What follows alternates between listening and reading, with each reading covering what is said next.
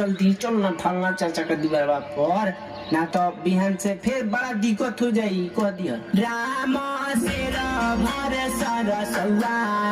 मावी के बेली हो ना राम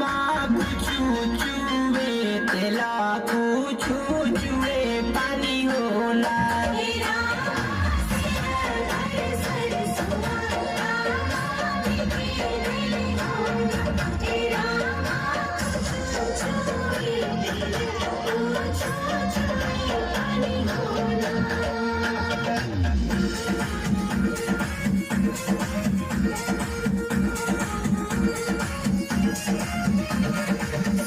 का दुवरिया झिझिया जगमग करे बहिनी दुवरिया अमर कुपवे हो साबा का दुवरिया झिझिया जगमग करे बहिनी को तारा मछरिया ओझा जी के सोझा जमी पड़ी है नजरिया उड़ी उड़ी सुगावा कदम डाली बैठे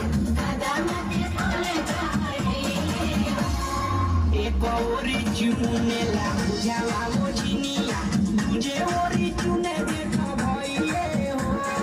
साबा का दुवरिया झिझिया जगमग करे बहिनी दुवरिया अनर कुपवे हो साबा का दुवरिया झिझिया जगमग करे बहिनी दुवरिया अनर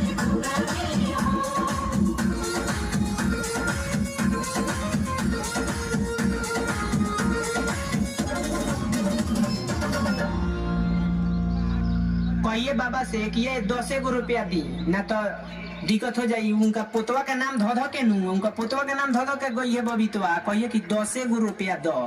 ना तो कह दिए कि ये बाबा बिहान से अइबो ना करन सन आ उनका पतोहिया से बड़ डलिया चाउर मांग के लियो कहियो जो वो तरह के जहिया झिझिया डुबाए नु तहिया सेंदूर लिया के दे मार डाइनी सौतिन के मांगे को